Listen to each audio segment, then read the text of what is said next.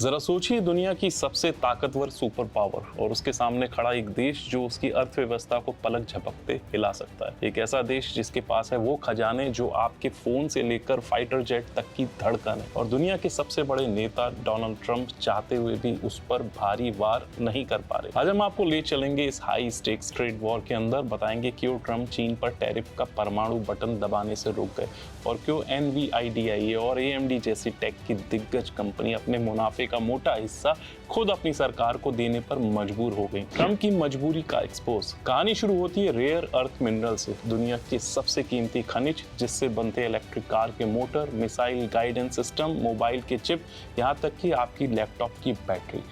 इनकी चाबी किसके हाथ में है? चीन के। और सिर्फ थोड़ा बहुत नहीं बल्कि पूरी दुनिया के उत्पादन का लगभग 90% हिस्सा अकेले बीजिंग के पास है।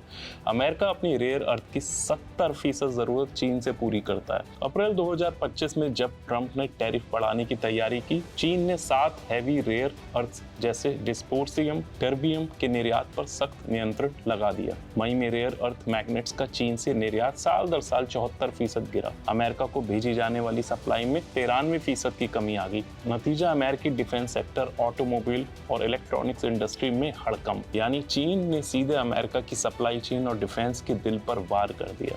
ट्रंप को समझ आ गया ये सिर्फ एक ट्रेड वॉर नहीं, ये सप्लाई चेन की जंग है। इन मिनरल्स की चाबी किसके हाथ में है? चीन के। और सिर्फ थोड़ा बहुत नहीं बल्कि दुनिया की सप्लाई का लगभग पूरा कंट्रोल बीजिंग के पास है।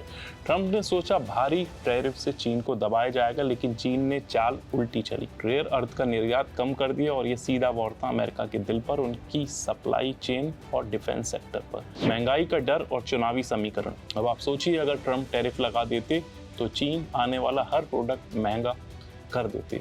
नतीजा, अमेरिका में महंगाई आसमान छू लेती और जनता का गुस्सा सीधा व्हाइट हाउस पर गिरता। ट्रंप ये आग भड़काना नहीं चाहते थे, इसलिए उन्होंने एक प्लान बी चुना। 90 दिन की मोहलत, यानी अभी वॉर नहीं, पहले डील फिर फैसला। टेक जायंट्स का चौंकाने वाला सौदा। उधर टेक वर्ल्ड में एक बिल्कुल अलग मोर्चा खुला। NVIDIA और AMD, AI और सुपर कंप्यूटिंग के सबसे बड़े नाम। ट्रंप प्रशासन ने चीन में उनकी हाई एंड चिप्स की बिक्री पर बैन लगा दिया था, लेकिन जून में NVIDIA के CEO की ट्रंप से गुपचुप मुलाकात हुई और खेल बदल गया। डील हुई, एक्सपोर्ट लाइसेंस मिलेगा, लेकिन शर्तें खतरनाक। चीन में जितना भी बेचेंगे उसका 15% मुनाफा सीधा अमेरिकी सरकार को देंगे। ये कोई सामान्य टैक्स नहीं बल्कि एक अनोखा रेवेन्यू फॉर लाइसेंस मॉडल जो अमेरिकी इतिहास में शायद पहली बार हुआ है। राजनीति, बिजनेस और सुरक्षा का संगम। 15% सिर्फ पैसे का सौदा नहीं, ये पावर और पॉलिटिक्स का कॉन्ट्रैक्ट है। अमेरिका चाहता है टेक्नोलॉजी पर कंट्रोल और नेशनल सिक्योरिटी का भरोसा।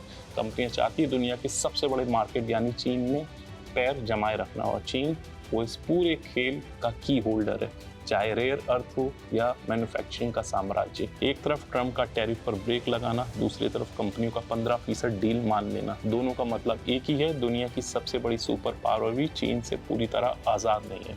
रेयर अर्थ की पकड़ और चीन के बाजार का लालच अमेरिका की नीतियों को भी झुका सकता है। ये सिर्फ एक ट्रेड वॉर नहीं, ये है 21वीं सदी का नया पावर गेम जहां गोलियां नहीं, सप्लाई चेन हथियार बन चुकी है। जय हिंद।